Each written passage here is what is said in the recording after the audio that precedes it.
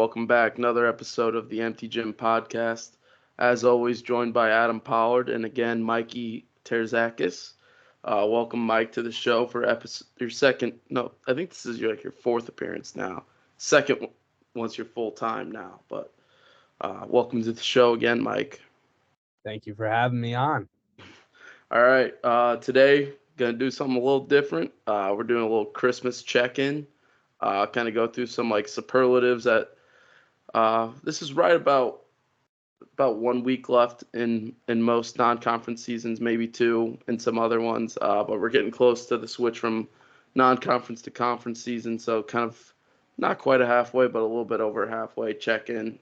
So kind of go through some, like I said, some superlatives like best team, most surprising team, most disappointing team, stuff like that. So start with the best team that we've had so far this season. And Adam, I'll let you go first. Yeah, I'm gonna take the obvious one here, and I'm gonna go with Arizona. Unfortunately, they did get the win at Duke. That's a big win. I still think the Michigan State win is a very good win, and then they also had the win against Wisconsin. They're 8-0 right now. They got 5 players averaging in double-digit scoring. It's led by the UNC transfer in Caleb Love. He's averaging 14.1 points per game. And they do have a big test against Purdue on the 16th, so we're going to find out if Arizona is legit. But I do also like the transfer they got with Keishad Johnson from San Diego State. I thought that's a great pickup. There's a lot of stuff that's not on the stat sheet, and he's still averaging 12.6 points per game and 6.9 rebounds per game. And then also they have a guy in Pele Larson who I think might be the most underrated player in the nation. I feel like he can just do it all. He plays tough, he can shoot, and he has a very high basketball IQ. So I'm giving that one to Arizona. Mikey, your thoughts? I'm going to go with Marquette. I know this is an unpopular pick because they have 2 losses, but I got to say, and I'm still kind of riding that victory they had over Kansas because that was the most impressive performance I've seen from a team this year. Just the way they stifled Kansas, dominated them for 40 minutes. I believe that's the team that could show up in the NCAA tournament for Marquette. And I just look at this Marquette team, and they have all the ingredients to win the national championship. They have one of the best point guards in the country. They have an 8-man rotation, so plenty of depth. They got guys who can shoot the 3 and they can defend. And they make it difficult for offenses, and they like to push the pace offensively for themselves. So I really like this Marquette team. I know they had a couple losses, a bad one to Wisco, but, Arizona, they've been the most impressive team, but I think the best team in the country right now is Marquette, and they'll show that in Big East play. Yeah, I like both those picks. Going back to Arizona with what you said, Adam, I think Arizona, like you said, kind of balanced scoring. They got 5 guys in double digits, led by Caleb Love, obviously, but they played a tough schedule so far, and they've competed with it. And then now they got obviously a big test on Saturday against Purdue. That's not technically a road game, but basically with it being in Indianapolis, Empty Gym podcast will have boots on the ground there from Gainbridge Fieldhouse now. So we'll try to get some content out of that. But I think Arizona is a really good team. I think they, with Ballo kind of getting a bigger role with Savelis now in the NBA, I believe. I think that's kind of you've been able to see Ballo take a bigger role. He's done well with that this year. I think Caleb Love getting a change of scenery has been good for him. Kylan Boswell has stepped up a ton as a freshman guard, or now sophomore, taking the sophomore leap. So I really like the Arizona pick. Mikey, what you said with Marquette. I think Marquette, obviously, one of the better defensive teams with the style that they play, with that really fast-paced, really pressured, kind of similar to the Havoc defense that we saw at VCU under Shaka. That made him so successful and get the job at Texas and now Marquette. And then obviously Kolek, probably the best point guard in the country, and you got a great backcourt between him and Cam Jones and Stevie Mitchell, and then you got one of the better big men in the country with Oso Ighodaro. So I think those are 2 great picks. I'm torn between 2 right now for my pick, but I think I'm going to slightly lean UConn. I was between UConn and Purdue. I think Purdue obviously has, and we'll get to this, but I think they have one of, if not the best players in the country. But I think UConn is more set up for tournament success. Braden Smith's taken a big leap for Purdue, but and then Fletcher's been better, but still not quite as consistent as I'd want him to be if I was a Purdue fan. But I think UConn, I think Klingon's just going to keep getting better. Tristan Newton's kind of taken that leap from being like a solid, not necessarily role player, like he wasn't a role player last year, but he was kind of like the fourth or fifth option behind some great guys like Hawkins and Sonogo, stuff like that, and Andre Jackson. So not necessarily like he was a role player last year, but I think he's taken that leap from being like the fourth or fifth option on the team to one of the best players, if not probably the best player on their team. And I think they're just really set up well, obviously with the backcourt with Cam Spencer, the transfer from Rutgers. So I'm going to go with UConn on that one. I like that pick. That I was torn between Arizona and UConn. I did give the edge out to Arizona, but in a way, UConn kind of shocked me with how they're playing right now, because I kind of thought they'd had the national championship slump a little bit, but that's obviously not the case at all. Yeah, and I just want to touch on one more thing with Purdue, and I think the reason Purdue can't quite be the number one team for me in the country yet is because they still showed, like they did last year in the NCAA tournament against FDU, that if they struggle from three, that they are in great danger of losing games. And they showed that against Northwestern, 5 of 19 from the 3-point line. Obviously, Northwestern shot very well, 10 of 20, 50% from three. But it just kind of shows, like, if they don't get Zach Edey to go off and their guards aren't on from 3-point range, I mean, they're susceptible to losing.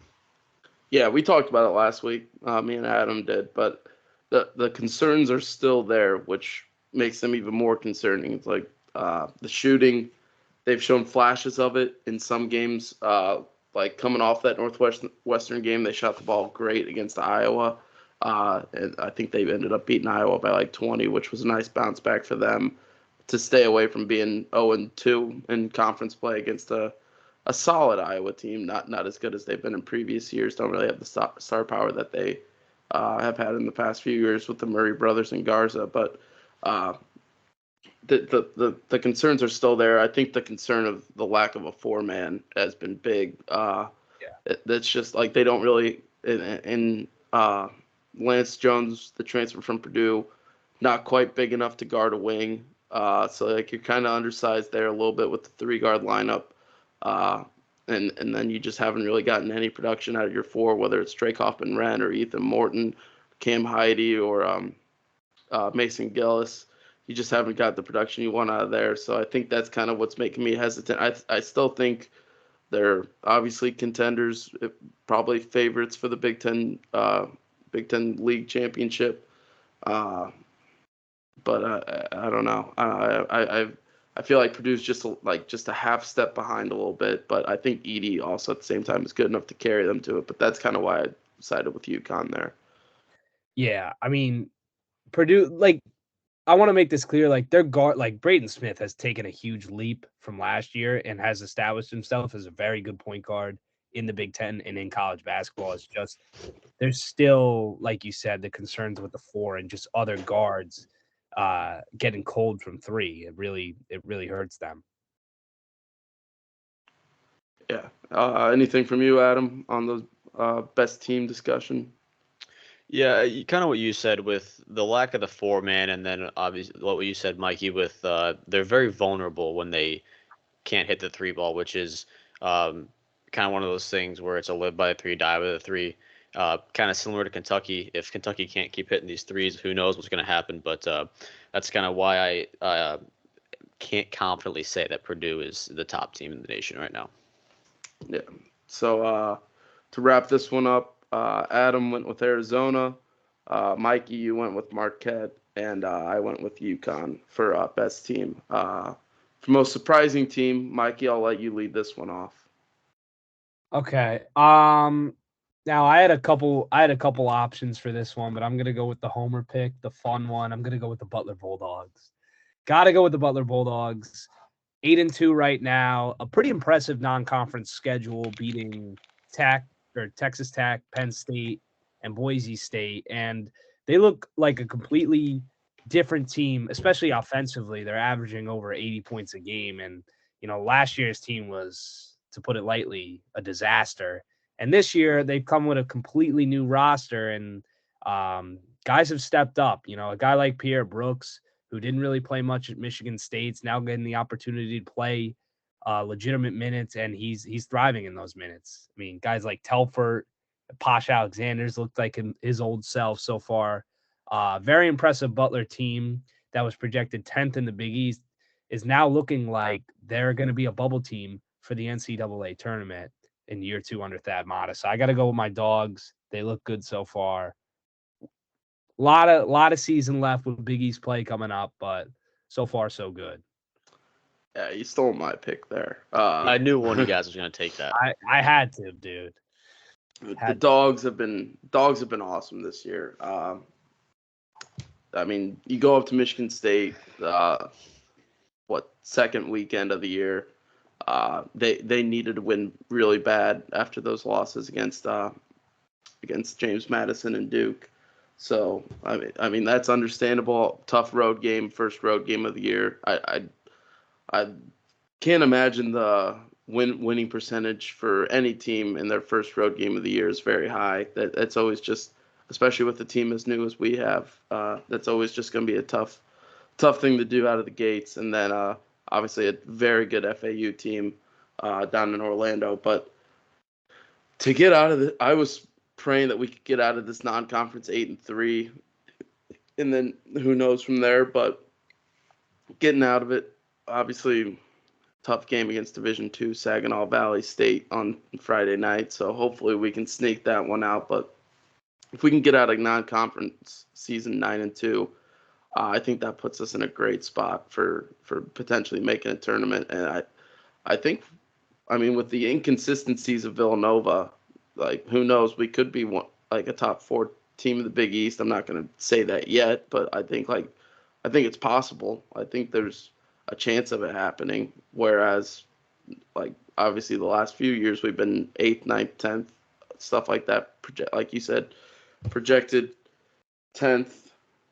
Shout out Coach Mata for the bracelets as a reminder every day that we were picked 10th. But I think this team has been obviously a big surprise, and I'm real happy about it right now. Did you see Lenardi had them in his latest bracketology? He had them in the first 4 out. Yeah. Did he release it today? I think I saw like 3 days ago or something like that. I thought they were in the last 4 in. After that Buffalo game, I think we went from last 4 in to first 4 out. No, we're last 4 in. We're back into last 4 in? Yeah, well, this is as of 12/5. It says last 4 in Nevada, Butler, Kansas State, Oregon. So I think he does the bracketology every Tuesday. So tomorrow we'll see where he has us. But yeah, it might have been a different one because I definitely saw us somewhere as it might not have been Lenardi, but I definitely did see that, Adam, where somewhere we were first 4 out.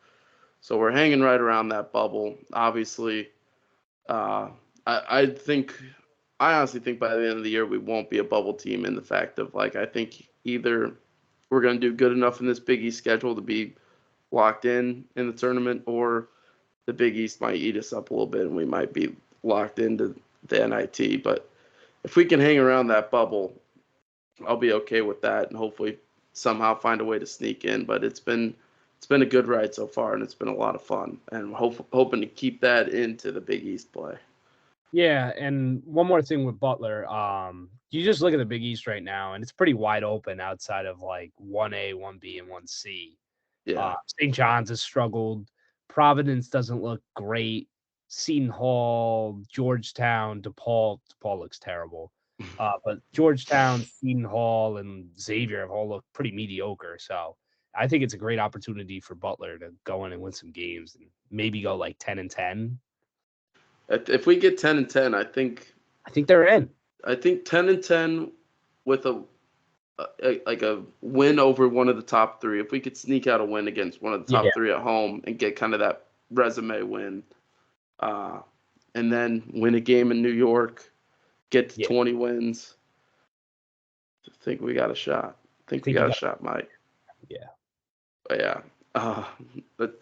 Let's get away from this before we talk ourselves into a Final Four or something. But for my most surprising team, it was going to be Butler, but I'm going to go with BYU.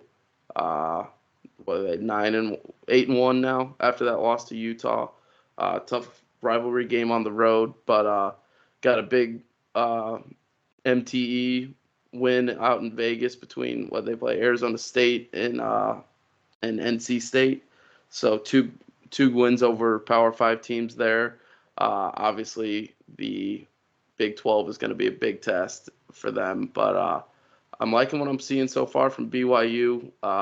They got a lot of shooters, which they always do, but I think there's going to be a lot of, me and Mike talk about this all the time, but a lot of fun games in the Marriott Center in Provo on Saturday nights, which upset that they're not against Gonzaga and St. Mary's anymore, and then occasionally a little San Francisco or Santa Clara action too. But it's still going to be, Provo's one of the toughest places to play. So I mean, like I think what we'd say, Kansas goes there. I think Houston goes there.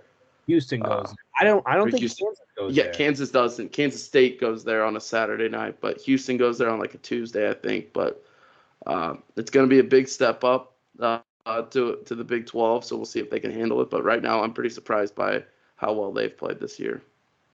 I wouldn't put too much weight on that Arizona State win. Arizona State stinks. Yeah, they kind of do. My current place of academia is trash at basketball and football. It's tough. They beat SDSU. That was a good win. BYU, yeah. Yeah. Yeah, so that was a big one for them too. But I don't think they really have anything tough left in the non-conference. But doing a quick little schedule check. Big game against Denver on Wednesday, and then Georgia State and Bellarmine and Wyoming, and then Big 12 play starts. And they got to go to Baylor, their second game of the conference season. So they do have. That's the thing about being in the Big 12. There are a lot of opportunities for big wins. But yeah, I'm going with BYU as my most surprising team so far. It's a good pick. For my most surprising team so far, I'm going to go with the 9-1 Colorado State. I think that this is something that definitely surprised me. They picked off consecutive wins against 4 Power 5 opponents in Boston College, the big win against Creighton, Colorado, and Washington. I mean, say what you want about Boston College and even Washington, but they're still Power 5 opponents. The biggest win, obviously, was that win against Creighton. They picked that one off. They snuck themselves into the top 20 now, I believe, right? Are they like 19? I think so. I want to say they're like 19. Yeah. But what's big for them is they got Isaiah Stevens back for a 5th year. He's averaging 17 points per game. And I think he's second in the nation for assists per game. He's at 7.5. He's behind the guard from Hofstra, whose name is escaping me right now. I'm not really sure. He leads their team in points, assists, and steals, and they're also 5th in the nation in assists per game at 19.7. So I'm going to give that one to Colorado State. Yeah, and if we could just like touch on the Mountain West, that looks like a league that could probably get 5 teams, maybe 5 teams. That might be a little ambitious, but I think they could definitely get 4 teams, maybe 5 teams in the NCAA tournament for 4 teams would be the 3rd straight year, but if they can get 5, then that conference, that's going to be some fun Saturday night basketball right there. Yeah, you got Colorado State's kind of been the surprise out there. At least, obviously, like you said, Adam, getting Stevens back was huge for them. And then you got a really good San Diego State team, obviously, that's kind of in a little funk. Probably haven't played as well as they thought they would off the start, but they got some new guys coming back, mixing in with a few of those returners. But San Diego State kind of trying to figure some stuff out there. Boise State, obviously a pretty good team. New Mexico has been a really good team this year. Very good. So, yeah, a lot of potential in the Mountain West there. But Colorado State definitely, I think, has been the most surprising, kind of, especially with that win over Creighton, where they really just took them completely out of their game there. But yeah, I like that pick. Any more discussion on most surprising teams? Oklahoma, 9-0. Yeah, I had that one as well. Yeah. I was thinking about them. Yeah, they've definitely because who have they played too? They've had They beat some a good couple teams. big wins. Yeah, They beat I actually have it written down. They have Providence, Arkansas, USC, and Iowa. yeah, they just beat Wins. they just beat Arkansas, who's obviously coming off of a win over the Duke Blue Devils. Sorry to bring that one up, but so Arkansas, after coming off a win over Duke, then Oklahoma knocks them off. So yeah, Oklahoma's definitely been surprised. What are they, 11 now? I think in the AP poll. 11. I believe so, yeah. One of so, the, yeah. one of the unbeatens too. Yeah, so still unbeaten. They played a solid schedule, I think, but not like a crazy one yet. So they haven't had like a huge test yet, but a lot of like pretty solid tests and taking care of all of them. So that'll be another team to watch out for as Big 12 play starts. But anything else? I did kind of think about throwing Nebraska in there. Yeah. One thing kind of held me back was the lack of like resume wins. I mean, they did just beat Michigan State last night, but I mean, Nebraska is kind of up there too. Yeah, I do love Keisei Tominaga. I did have Nebraska as my dark horse coming into the Big Ten this year. Did not think they'd be this good to start. Where are they now? Like 8-2, 9-2, something like that. 8-2. They're getting big minutes from the Bradley transfer, Ranked Mast. Ranked Mast, yeah, he's been playing well. I cannot wait to see Ranked Mast versus Zach Edey. That'll be a battle of two posts there. But yeah, they kind of Nebraska kind of pissed one away a little bit against Minnesota on the road. They were up, I think, like 12 or 15, something like that at half, and then blew that lead in the second half on the road in the barn. So if they would have pulled that one off, they'd be 9-1 with their only loss being to Creighton. So kind of a what if scenario there, but they've definitely been another surprising team as well. But yeah, Mike, you got any other ones? JMU 9-0. St. Joe's 8-2, but they beat Villanova and beat Princeton. A couple quality wins and took Kentucky to overtime. So St. Joe's looks like a team that could be the top team in the A10. Just throwing a couple more out there. Yeah, they can definitely compete with Dayton in that league for sure. But yeah, most disappointing team. Adam, I'll let you lead this one off. I really didn't want to do this. But as a man of integrity, I'm going to do it. Most disappointing team for me is Duke.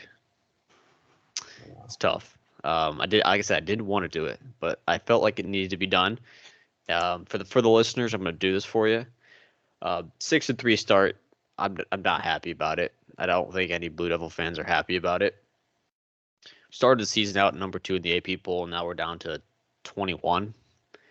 Losses versus Arizona, like I said, one at Arkansas, and then just the piss poor game at Georgia Tech. That was a tough one.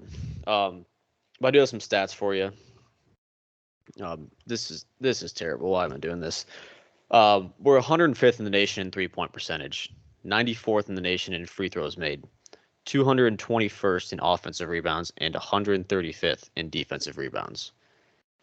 The main thing that sticks out for me, and you can see it in the games, is the rebounding.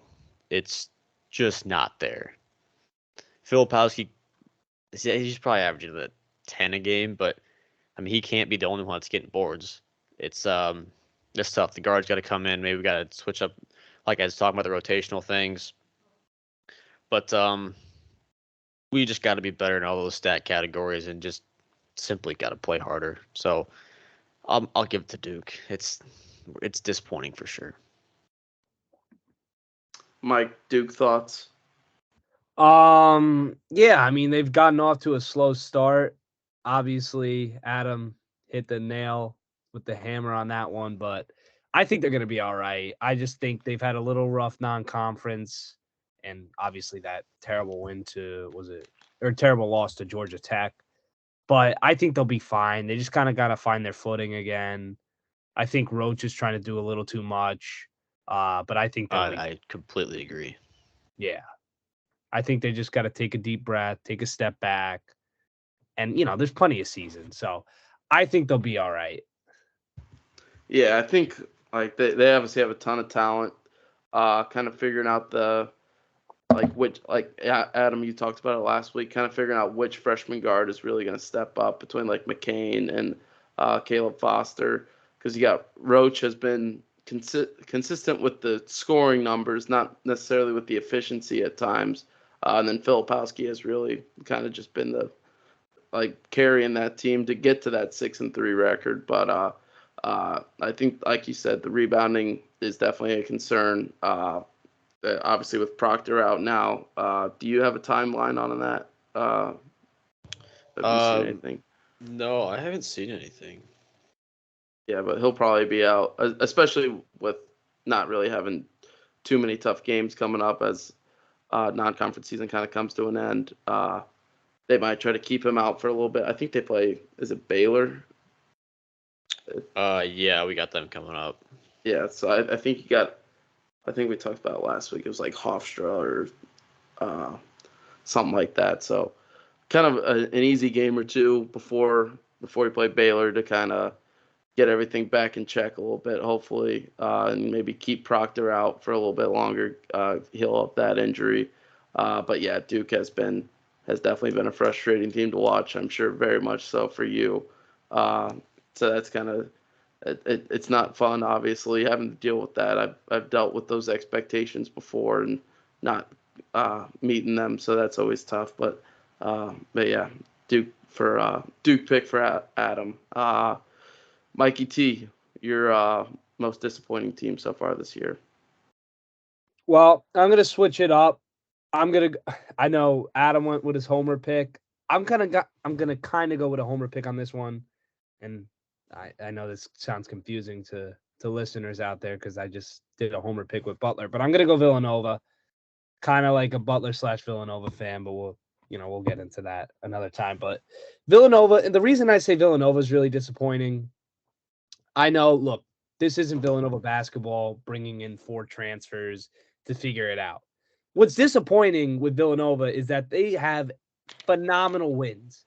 They beat Carolina, they beat Texas Tech, they beat Memphis, they beat UCLA, they beat Maryland. Almost all their wins are like quad 1, quad 2 level wins. They could have potentially a phenomenal non-conference schedule or non-conference resume, but it's ugly now because they have losses to Drexel, St. Joe's, and Penn. Like, this had the opportunity to be like a 9-2, 10-1 type of non-conference, but they lost to so many bad teams in the Big Five. Although those teams they're not bad, but they're teams that Villanova should beat. That now this team goes from being a top 15 team in the country to a team that's like in the tournament, but like on the bubble, sort of. So I'm going to go with Villanova on that one. Yeah, I know exactly what you mean. It's not necessarily disappointing in terms of the record as much as it is like how the record has come. Because it's like you've seen the upsides, you've seen Eric Dixon be phenomenal, you've seen flashes of Justin Moore this year. I think like you're still looking for a little bit more consistency out of him. And obviously, he's been injured a little bit too, but to have those wins and win that Bahamas tournament, that battle for Atlantis, but then for your losses to be against Big Five teams, like you mentioned, that like obviously those games are always tough for Villanova because you're going up against teams who like that's their Super Bowl every year is playing Villanova. So like that's always kind of a tough mindset to go into, but to lose all those Big Five games is really, really tough on the resume. It's like St. Joe's won't end up being that bad a one, but Drexel and Penn, not great by any means. What? teams you got to beat. I Yeah, mean, teams got to beat. they're not bad teams, but you're Villanova. You should beat them. Yeah, so yeah, I don't hate the Villanova pick there. Adam, any thoughts on Nova? I think we kind of talked about it last episode, where either TJ Bomber or Justin Morris got to start to step up and take some of that weight off the shoulders of Eric Dixon, and maybe it's kind of a Kyle Neptune issue too. Who knows? But yeah, there's like feels like there's some question marks at Villanova right now. Yeah, definitely some things that they got to figure out a little bit.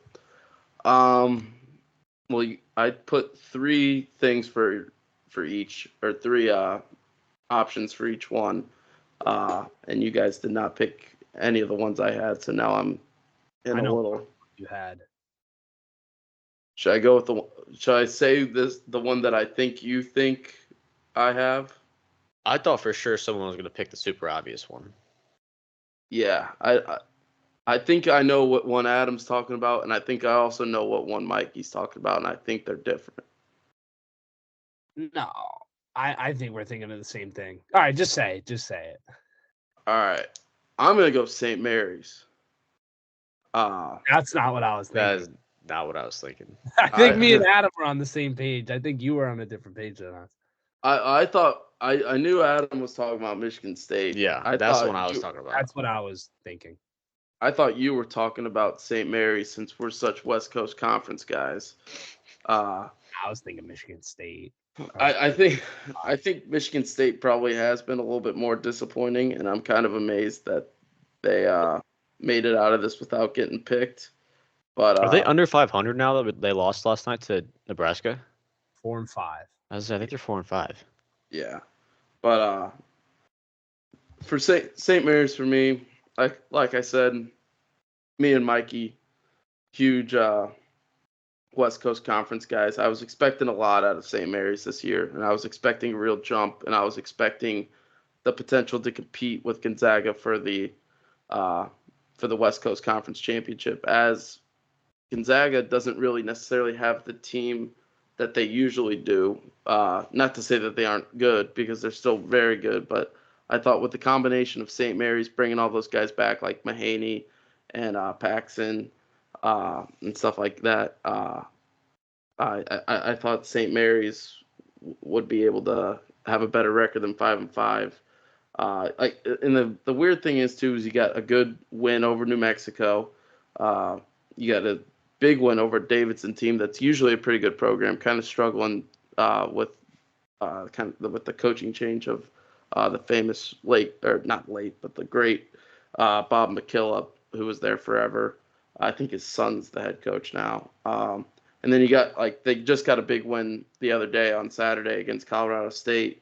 So it's like they're kind of hopefully trending in the right direction again, but you got losses to Boise State. You got a loss to Utah, who I don't think is that good. You got a 17-point loss to Xavier, 25-point loss to San Diego State.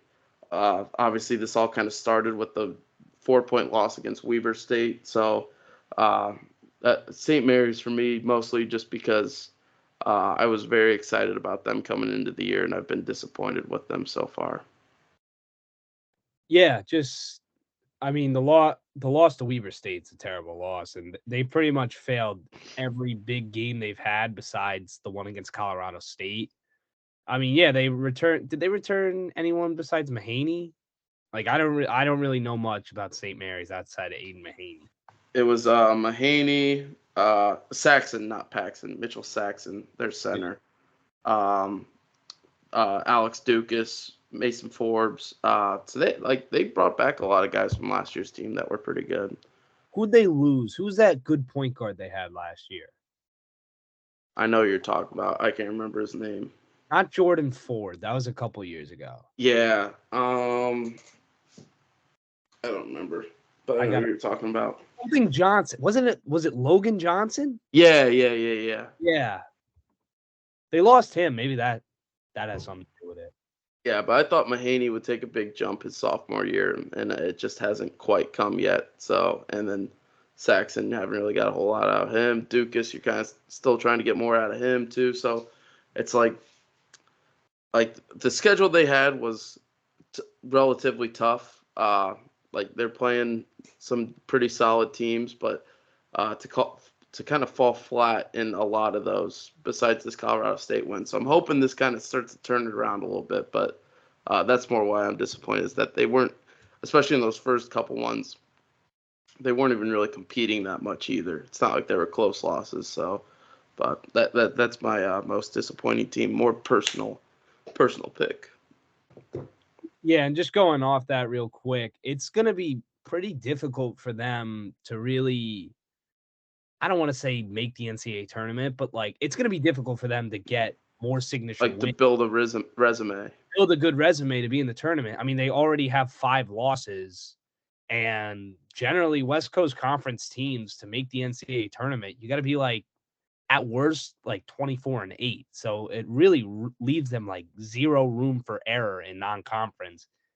And probably got to beat Gonzaga once, if not probably twice, to be honest, at this point. So. Yeah, they definitely got to beat them at least once. Sweeping Gonzaga can give them a little bit more margin for error, but like if they get swept by Gonzaga, they pretty much got to win out the rest of their games. Yeah. So, but they can probably afford a couple, like 1 or 2 losses to like a good West Coast Conference team like Santa Clara or something. If they split Gonzaga, but if they lose both to Gonzaga, they have a very small margin for error. So we'll kind of see how that goes. But yeah. Any other? I guess obviously we can talk Michigan State a little bit. Yeah, I do want to talk Michigan State. I was gonna put this one down. I figured one of you guys would have it, but I mean this is a team that I thought. Well, first of all I had them in the Final Four when we did our preview. I had them as a Final Four team, and I think Jack, you and I both had them as one of the Big Ten regular season. Yeah. Or I technically took Illinois, but oh yeah, I just wanted to take a hard pick there, but I mean like I thought this team was gonna like at least like Elite 8, Sweet 16 for sure. Now it's not even looking like that at all. It looks like they might not make the tournament. Yeah. Obviously, like a long way to go, but what are they now? Is it 4 and 5? They're 4 and 5. Like you're not getting good minutes from like Sissoko. Like that sounds like that's probably the biggest thing really is they're bigs and Xavier Booker Booker's like not even playing. Yeah, he was DNP the last 2 games. I think he played like 5 minutes against I think it was Arizona. Yeah. And then Cohen Carr's not super there already.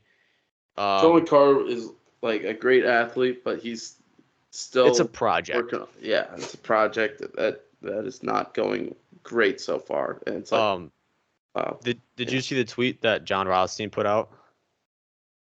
So he tweeted this. It was last night after they lost to Nebraska, and he said, "Dear Tom Izzo, don't be sad that it's over. Cherish that it happened. A salute to your 8 Final Fours, 10 Big Ten titles, and 6 Big Ten tournament titles. But your time is up. Retirement awaits. Walk proud today, tomorrow, and forever. Sincerely, America." Is that not a little too early? Is that the actual John Rothstein? Oh, I got butt crack sporched. Oh no. I don't think Johnny Boy would tweet that quite yet. I got butt cracked. It's actually John Rothstein with an M. Yeah, he was the same one who said that Juwan Howard was stepping down. Because I saw it last night through my feed, and then while you guys were talking about SMU, I was like looking through John Rothstein's tweets. I'm like, where is it? So I had to look up John Rothstein, Tom Izzo, and then this comes up. It's all right. It's something that sounds like him, so yeah. I would have fooled me. He always does that sincerely America shit. Yeah. But yeah, I think Michigan State, obviously the freshmen, I kind of said this from the beginning of the year, Adam, we both kind of said it.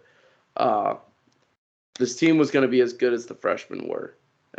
This team would be as good as the freshmen would develop, how quickly they would develop. Now, granted, there's still a lot of time for it, but you're not getting, it looks like, any development out of Xavier Booker. And Jeremy Fears has been solid lately. Cohen Carr's like kind of there sometimes, not there sometimes. So, but the big thing too is that Hogard hasn't really had the season that you were expecting from him. Akins hasn't. Uh, what's the kid's name? That the white big, like Cooper Cole or whatever. He's stepped up and been solid in terms of like rebounding and defensively for them. With Matty Sissoko not really playing that much either. So it's just been. And Malik Hall's been okay, but like it just has not been the team that we thought it was going to be at all this year. So I think the freshmen need to get a lot better, real fast, or this. And granted, we say this now, and I feel like every year we always have these questions about Tom Izzo teams, and they always end up in the second weekend of the tournament. So it's disappointing in the fact that we thought this was a team that could make a Final Four run, but I would also not count them out from a second weekend yet, and who knows once you get there. So we'll I think see. if they make the tournament, that like they'll be a scary team. Oh yeah, Because if they make it, they probably. I mean, they could maybe play like in the 11 seed. I mean, obviously this whole season will tell, but like one of those 11 seed playing games, or maybe like a 9. But like if you're an 8 seed, like I wouldn't want to play them. Yeah, no. That team's got a ton of talent. That team, they're going to be fine. I know. Listen, this isn't the start that Tom Izzo wanted, but they're going to be fine. They have too much talent to be this bad, and they're too well coached to be this bad. They'll step it up. I mean, if you look at their numbers too, like Hogard, Malik Hall, and Jordan Akins have all sucked. Like, to put it not to put it lightly. To be honest, they've been terrible. They're all shooting like under 30% from 3. I mean, they're pretty much the only guy who's played up to expectations is Tyson Walker. They're going to be better. I think Sissoko's going to step up and be a little better. They'll be all right. I'm not worried about them too much. Yeah, I think they'll end up being fine, but definitely not the start that they're looking for. I am worried about my Big Ten regular season bet on Michigan State, though, in my 6-leg parlay. Oh, I would definitely be worried about that. Yeah, I'm worried about that. Yeah, that's definitely not great. Looking great right now, but No. All right. Let's move on to best player. Mikey, I'll let you lead this one off.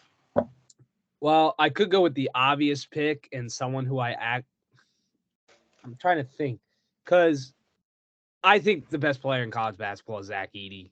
It's clear. So I guess I'll just go with him. I had another sleeper pick. I was kind of planning on going last. Give your sleeper pick, because I have Edey too. I mean, that was the obvious answer. Yeah. I'm going to go Jaden Ledee on San Diego State. The guy's been a monster this year. He's averaging 23 points a game and 10 boards, a double-double. He's just been an animal for San Diego State. He's pretty much been the one bright spot for San Diego State because they've been a team that's kind of struggled a little bit. But if they get some other guys on track, they're going to be a really good team, and they're going to be the favorites to win the Mountain West. But he's been an absolute stud. He leads them in like pretty much every statistical category.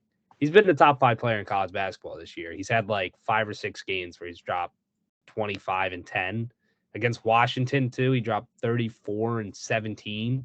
So he's legit. He's probably going to win Mountain West Player of the Year, and I'd argue he's a top 5 player in college basketball. Yeah, I think with that Keisha Johnson transfer or transferring to Arizona, that really opened Ledee up to be kind of the main piece in that front court, and he's obviously done amazing with it so far. He's having a phenomenal season. We'll see if that keeps going into Mountain West season or the Mountain West Conference schedule. But yeah, I think that's a great pick. I think we should probably have turned this segment into best player not named Zach Edey. Other than Zach Edey. We all agree he's the best. Yeah, but yeah, I think that's a great sleeper pick. I'll go with my sleeper pick as well. This might be a homer pick, but I'm going with Terrence Shannon Jr. I thought you were going Coleman Hawkins. I'm not going Coleman Hawkins, but hey, I forgot to ask, where are we at in the Coleman Hawkins radar? Because we were at a 9 2 episodes ago. We can go Coleman Hawkins radar now. It's not good. It's It's down to like a 7. I'm gonna let him work through. He hit a huge 3 for us against FAU. Played He did. solid against Tennessee. Still working back from that tendonitis injury, so give him the benefit of the doubt. I'm sure that he'll get it figured out. He played great defense against Vlad Golden, which I think kind of gets overlooked a little bit. Like obviously Golden's a guy that's going to get his, but at the same time, He got him to foul out. yeah, obviously got him to foul out. So I think he did a pretty good job there. I don't know, man. It's I think there's a lot to his game that a lot of people don't realize, especially on the defensive end. I think he's one of the best post defenders in the country, and definitely one of, if not the best, players of his height to be able to guard on the perimeter.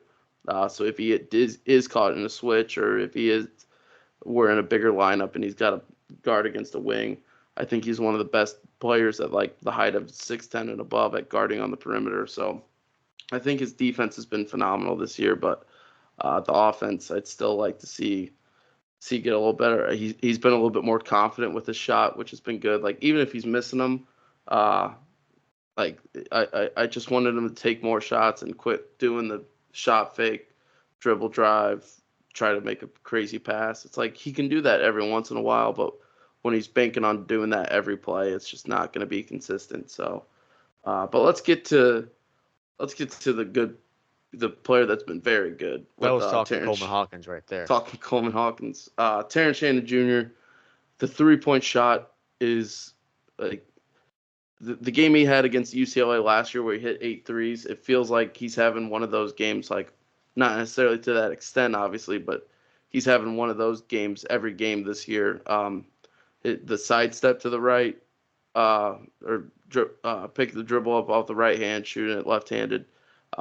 He's been phenomenal at that. He's been solid in catch and shoot. He's been really good off the dribble with 3, but would like to see him get a little bit more consistent with the catch and shoot. But unstoppable to the rim.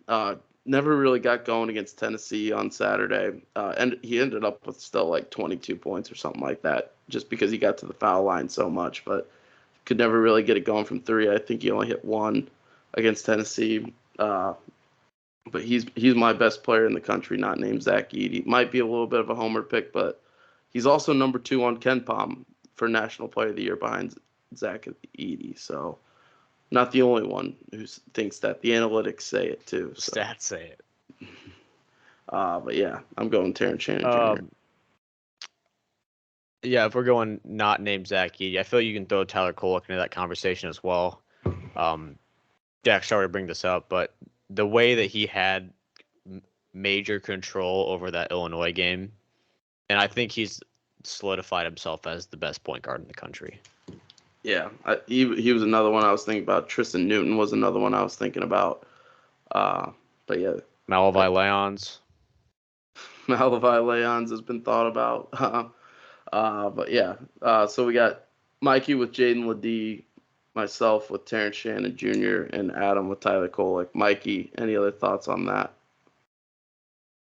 They're all hell of a player. I mean, I want to kind of touch on Tyler Kolek real quick. I mean, this guy, he's definitely the best passer in the country, but another thing that's going to be huge for Marquette is that he's like a Band-Aid. He stops the bleeding.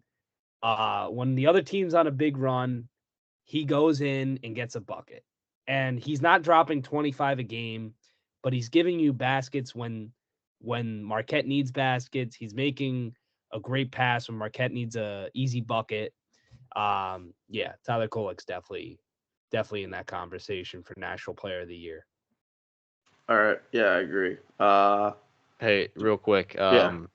I do got some live breaking news here, info on Coleman Hawkins' radar.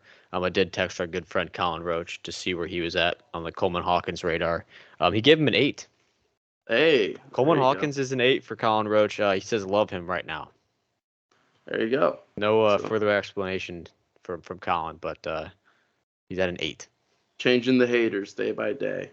Let's try to speed through these a little bit. I did not think we kind of talked about it in the group chat before, if this was going to be enough content, and we have now turned this into 50 minutes for four of the 6 topics. So let's go with best coach, and I believe Adam, it is now your turn to go first. Yeah, I'll just fly through this one real quick. I'm gonna give it to Scott Drew at Baylor. They're 9-0. They're in the Big 12. When the conference is overshadowed by Kansas and Texas and Houston. I think for when you lose a guy like LJ Cryer, and have to find other ways around that. I mean, you did bring in Ray J. Dennis and who's the freshman that's name's blanking me? Jacoby Walter. Yes. But I just think Scott Drew's done an incredible job. I mean, he's obviously a very, very good coach, but for them to be 9-0 right now is definitely surprising to me. So Scott Drew gets that from me. Mike, any Scott Drew thoughts? I mean, he's a hell of a coach. Just completely turned around Baylor. That program was in shambles when he took it over, and now they're perennially an NCAA tournament team and a team that goes far in the NCAA tournament. So Scott Drew's a hell of a coach, although, Jack, he was a dealt at Butler. Yeah, so he was a manager frat star at Butler, so that gives me a belief that maybe I can also win a national championship as a head coach in the NCAA. But hey, but you already got a leg up on Scott Drew. He doesn't have a podcast. That's true he's too. Not part of empty gym, so he's kind of a joke if you think about it. But yeah, national championship or empty gym pod. I don't know. Yeah, you gotta make a decision there. But he is a dealt, so that's how it goes sometimes. But yeah, Mikey, your best coach so far of the year. Of the year, I'd have to go with Tommy Lloyd. Just the way he's been able to bring in these transfers and have them all mesh together. Like guys like Caleb Love and Keyshawn Johnson making a huge impact for Arizona. I mean, if you look at Arizona's team, they lost a lot of guys. They lost their leading scorer to Bellis to the NBA. They lost Kirk Risa to West Virginia. And they've been able to bring in, a guy like Caleb Love, who takes a lot of shots and find a way to fit him into the offense and have him thrive. Like, obviously, he's a talented player, but he's a guy who people have had trouble to play with, and he's found a way to bring him in, as well as guys like Keyshawn Johnson and other guys that are able to mesh together and put together another Arizona team that's a top 5 team in the country and definitely the favorites to win the Pac-12. And, although they haven't really had much success in the tournament under Tommy Lloyd, I mean, you look at the 3 years Tommy Lloyd's been at Arizona, 1 seed in Pac-12 tournament champs, 2 seed, lost in the Pac-12 championship. This was an Arizona team that was kind of on the decline after Sean Miller left. So he's been able to revolutionize Arizona basketball and kind of bring them back to where they were with Sean Miller. Yeah, I think especially like you mentioned with bringing in multiple transfers, especially a guy like Caleb Love, like you mentioned, that clearly has been hard to play with at his previous place of Carolina. So the ability for him to kind of mesh all those guys together, lose some really key factors in their team from last year, and still continue to not only be just as good, but maybe even better than they were last year. He's done a phenomenal job there. I'm going to go with kind of another surprise pick, but I'm going to go Chris Beard at Ole Miss. He's got the Rebels 9-0 right now. Probably 2 biggest wins. They beat NC State by 20 and hung on and beat Memphis by 3. Got a road win at UCF too, so that's solid. Solid win. Road win at Temple as well. Schedule hasn't been crazy difficult so far, but they picked up a couple good wins. But the first year for Chris Beard, coming off all the kind of turmoil and everything that ended his career at Texas last year, I think he's done a pretty good job of getting Ole Miss in a spot that they could legitimately be a tournament team if they do well in the SEC. Yeah, I feel like you could throw Ole Miss to that most surprising team too. Yeah, for being 9-0 for sure. Yeah. Any other thoughts on best coaches so far this year? I mean, you get those Shock in there too. Yeah. I mean, any of those like top 10 teams you could throw in there. Yeah. I mean, the job Shock has done at Marquette is unreal. Yeah, for real. All right, best conference. This will be our last award or superlative. Best conference. Mikey, will have you started off. Got to go with the Big 12. It's just such a deep conference, and adding teams like BYU, Cincinnati, and Houston only really helped the conference. I mean, this was already a conference where, the worst team in the Big 12 would probably be like a middle of the pack team in a lot of other conferences, even Power 5 conferences. I think the Big 12 still has 5 teams that are undefeated this year. I got to double check that, I but think there's like 7 of them. They're like 6-0 at home. yeah, something 7 or crazy. 8, something like that. Yeah, something crazy like that. But they've just been the Big 12 is phenomenal. They have three unbeatens, and there's like 7 unbeatens in college basketball right now. So they have half of them, and then they have 4 other teams that are 1-loss teams. This is a conference that I think could probably get like 9 teams in the NCAA tournament. So very deep conference, very good conference. They're top heavy with teams like Houston, Baylor, and Kansas. And then they also have really good middle of the pack teams like K-State, Iowa State, OU, BYU. So I'm going to have to go with the Big 12. Yeah, I think that's kind of the obvious one as well. I think you can make a case for a couple other, maybe one other, but I think Big 12 is probably far and away the best one as it stands right now with the level teams that they got, and especially the level or the number of high level teams that they have too that are going to be not only competing for the Big 12 championship but also a national championship. So I think that's a great pick. Adam, your best conference so far? Yeah, it was the Big 12. I feel like you could maybe make a case for the Big East with just when you have 3 legit national title contenders in UConn, Marquette, and Creighton. You could maybe make that argument, and then with the thriving Butler, Frisky, Providence, and Nova in there, like you could maybe make that argument, but it's the Big 12. Yeah, I think I got to go Big 12 too. To be devil's advocate, I'll go with the Big East and let both of you guys get the Big 12. I think when you got they are probably definitely top heavy, whereas like they don't really have the depth like the Big 12 does when you have teams like DePaul and Georgetown.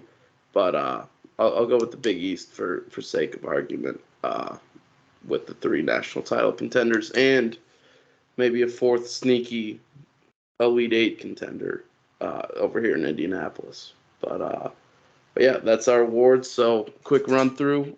Best team, we have Adam with Arizona, Mikey with Marquette, and myself with UConn. Most surprising team, Adam with Colorado State, Mikey with Butler, and myself with BYU.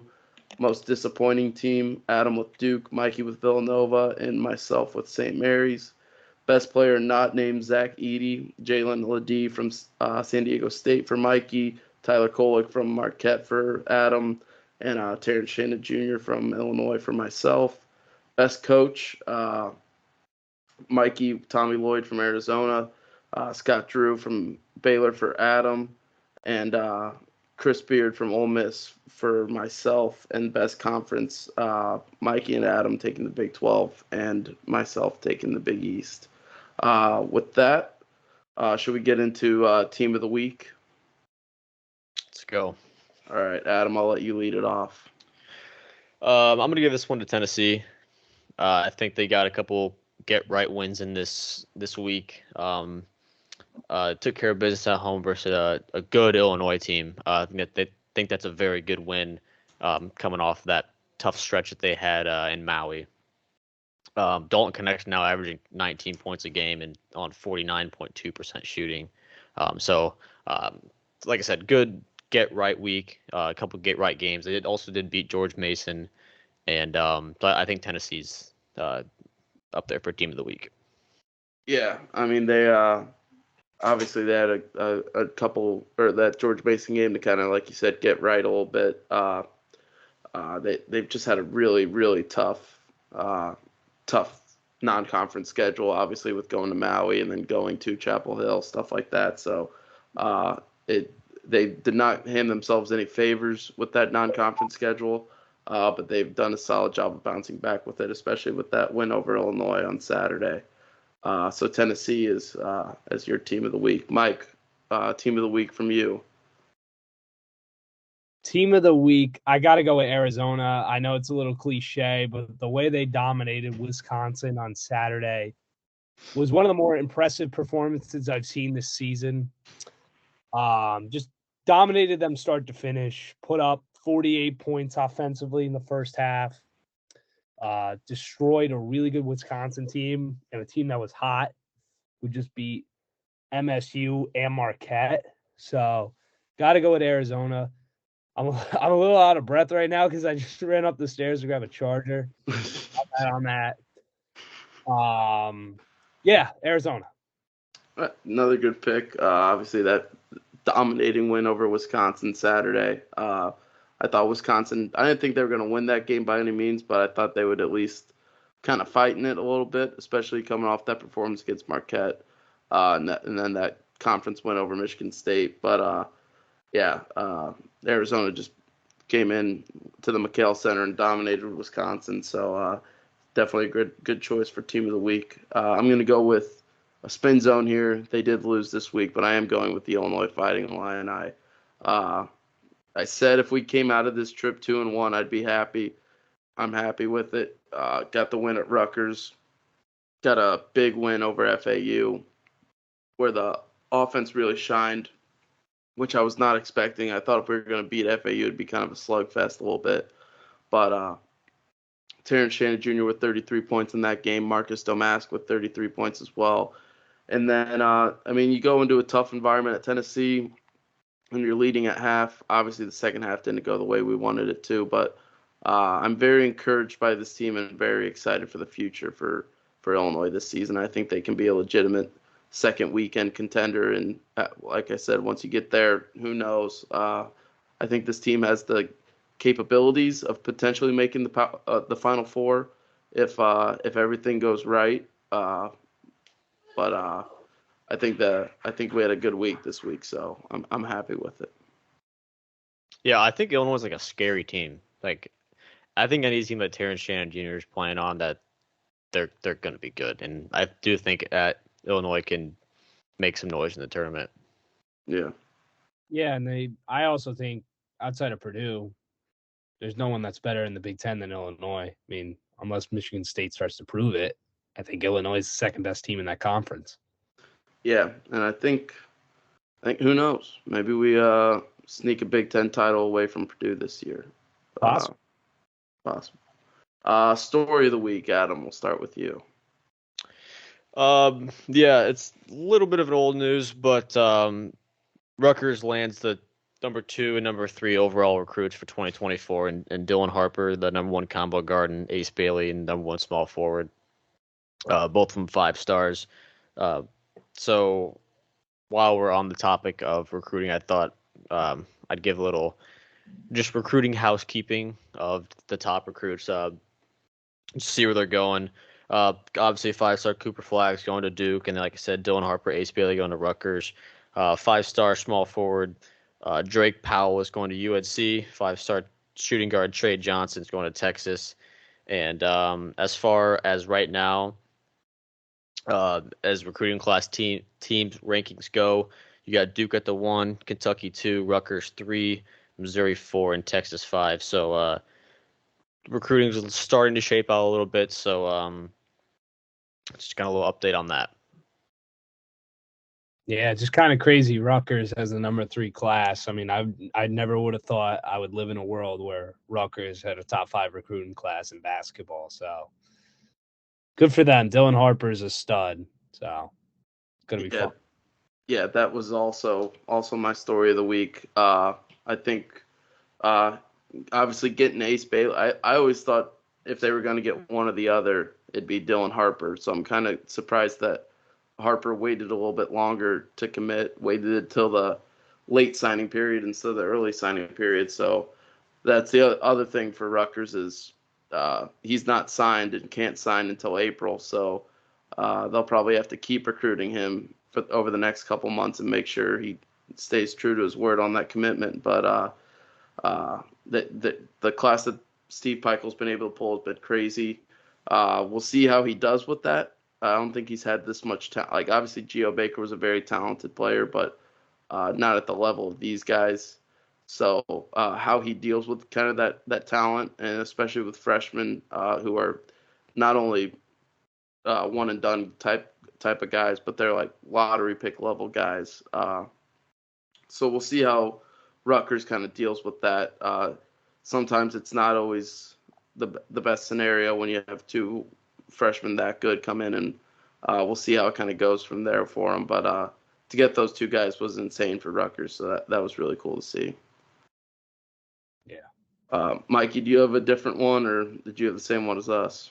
I'll go with Bronny Jr. playing his first game last night. Didn't really do much, had 4 points, but he did have that block that looked exactly like his dad's in Game 7 of the finals. I know I'm talking to a couple of Jordan guys right now. I'm not a LeBron over Jordan. Okay. Guy, but yeah, I don't want to get into that either. Yeah, that'd be a really long conversation. Yeah.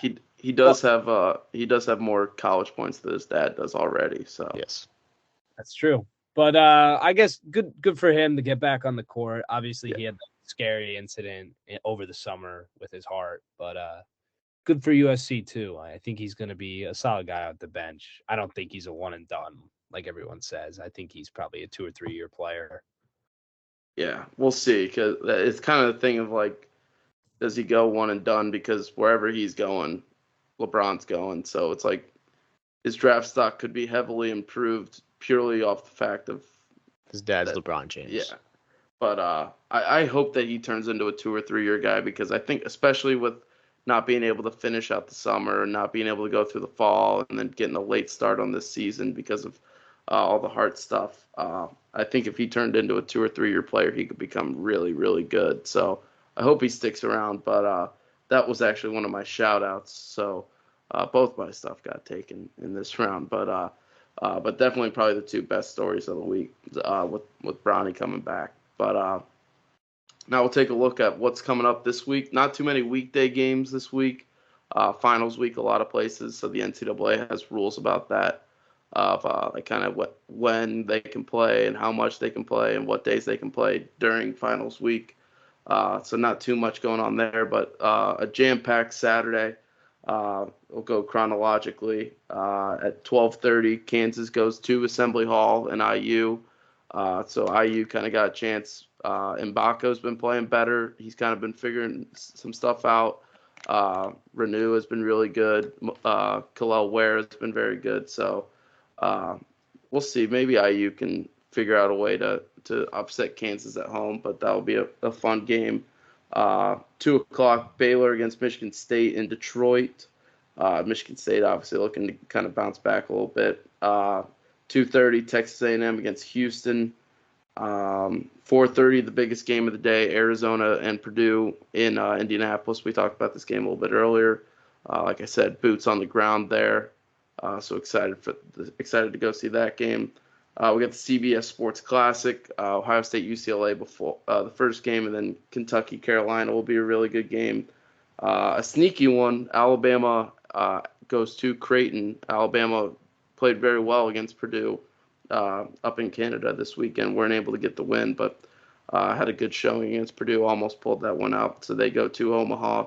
And then NC State and Tennessee play as well. But Adam, I'll start with you. Yeah, Adam, I'll start with you. What game are you most excited for on Saturday? I think the obvious answer is Arizona Purdue, but I think there's also some other sneaky good ones. You did take one of my sneaky good ones with Alabama and Creighton. I do think that the Clemson-Memphis game is going to be pretty good, and I also think sneaky good Florida Atlantic and at St. Bonaventure. Digging deep there. Yep. FAU against the Bonnies. Bonnies. Mikey T, what about you? What are you excited for Saturday? I'm looking forward to Baylor, Michigan State. Mainly so because I want to see, I don't know if you guys saw Tom Izzo's presser. That could have been another story, but how he mentioned his son was an option now for the Spartans. Curious to see if Steven Izzo touches the floor for the Spartans. But on a real note, I'm also curious to see if they can bounce back and beat an undefeated Baylor team. Huge test. That would be a signature win for them. They really need to get it. So I'm looking forward to that game. Yeah, that's definitely a good one too. Anything else that you guys are excited for Saturday, or should we move into shoutouts? I think that's pretty much it. Yeah. Yeah. All right, Adam, I'll start with you. Got any shoutouts tonight? Yeah, I do have one shout out. My shout out is to the 4,255 college basketball sickos that attended the Louisville at DePaul game on Saturday. You're going to watch a 4-4 Louisville team versus a 1-7 DePaul team on noon at noon in Chicago during like Christmas time. Like, no, let's just go to DePaul, Louisville. Go hit Michigan Ave, go shopping, go enjoy the city. But no, they said, let's go watch DePaul and Louisville play. So shout out those 4,255 people. That's a good one. That was a rough game. DePaul with the big win in the toilet bowl there, but Louisville, Literally the toilet bowl. just when you thought Louisville might be turning it around, They lose to a 1-7 DePaul team. Tony Stubblefield finds a way to get those Blue Demons up to 2 wins. Mike, any shout outs? No. That's all right too. I don't really have a shout out. I mean, I guess shout out college basketball. There you I'm go. sad you're leaving us this week, but I look forward to Saturday. Shout out Saturday. There you go. I'm really looking forward to Saturday. All right. Mike, I'm going with your quarterback, who's also a little bit of my quarterback. Shout out Tommy DeVito. Big game tonight. We're recording this in the first quarter of the Giants-Packers game tonight. Right now. How's he doing? Tommy Cutlets. Tommy Cutlets taking the world by storm right now for the New York Giants. He is down 7-0. Packers just scored, and he right now is 2 for 4 for 3 yards. 3 yards. There we go. Listen, needs a little cutlets in his diet right now. That's all. Taking the world by storm right now is Tommy DeVito. Personal trainer feeding him mozzarella in between drives. And he'll be fine. There you go. Well, if you guys don't have anything, that's pretty much all I got. But yeah, like we talked about, kind of we'll check in tonight, checking on how the regular season's gone so far. So that was fun to go over, and then obviously the usual with the team and story of the week and what's coming up. So like I said, great Saturday coming up this weekend. Really looking forward to that. A bunch of great games, and then after that, we kind of start heading into conference play for some places.